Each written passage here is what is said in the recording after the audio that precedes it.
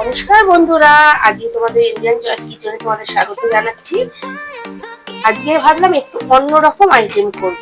তোমরা হয়তো দেখে ভাবছো লাউয়ের আইটেম করব, কিন্তু লাউ না, আমি এই লাউয়ের খোসাটা দিয়ে আজকে রান্না করব। এই লাউয়ের খোসাটা প্রথমে এরকম ভাবে ছাড়িয়ে নিতে হবে। এই রেসিপিটা তোমরা পুরো দেখতে থাকো, একটু স্কিপ করো না, স্কিপ করলে কিন্তু পুরো রেসিপিটা মিস করে যাবে। প্রথমে লাউয়ের খোসাগুলোকে ভালো করে ছাড়িয়ে নেবো। রেসিপিটা দেখার পর তোমরা নিশ্চয়ই কমেন্টসে জানিও কেমন লাগলো, আর ভালো লাগলে একটা লাইক করে দিও।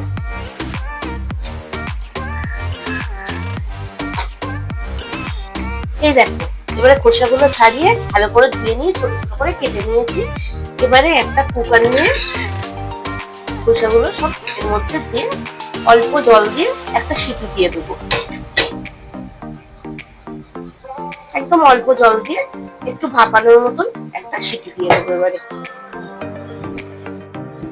এই দেখো, খোসাগুলোকে সব ভাপিয়ে জল ঝরিয়ে নিয়েছি। এবার একটা মিক্সি করে নিয়ে নেবো, এর মধ্যে দিয়ে দেবো।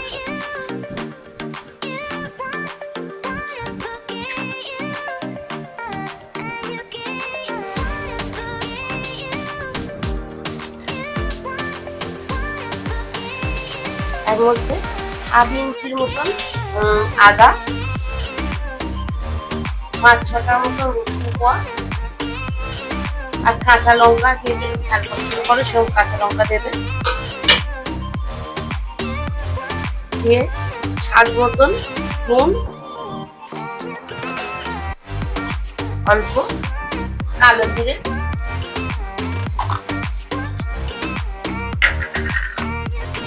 অল্প স্বাদ মতন চিনি,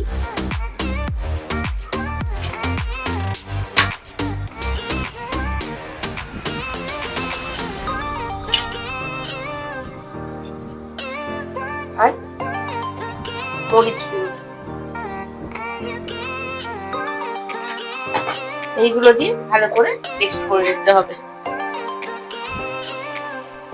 এই দেখো, পেস্টটা ঠিক এরকম হবে, এরকম ভাবে পুরোটাকে পেস্ট করে নিতে হবে। গ্যাসে কড়াই বসিয়ে দিয়েছি, কড়াইতে এবারে একটু বেশি করে সর্ষের তেল দিয়ে দেবো।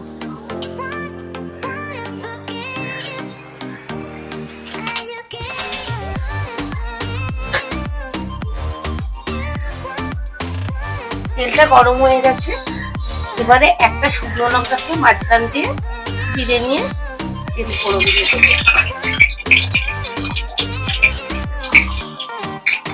আর কিছুটা কালো জিরে।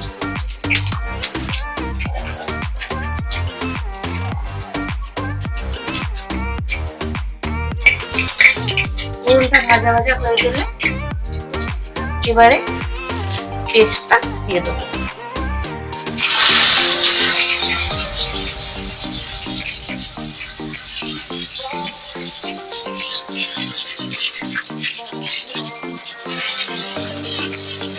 এবারে এটাকে করতে থাকতে হবে।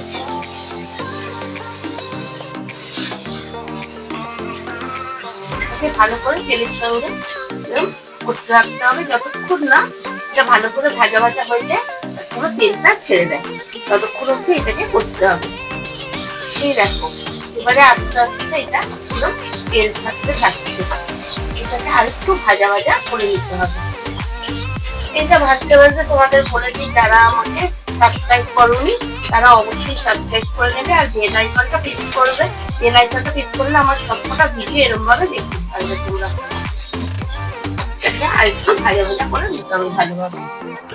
এই দেখো, এবারে পুরো ভাজা ভাজা হয়ে গেছে, কালারটাও পুরো চেঞ্জ হয়ে গেছে, তোমরা দেখলেই বুঝতে পারবে এটা পুরো ভাজা ভাজা হয়ে গেছে। খুব সুন্দর একটা কালো জিরে আর মরিচের গন্ধ উঠেছে। পুরো তেল ছেড়ে দিয়েছে, এটা ভাজা ভাজা হয়ে গেছে।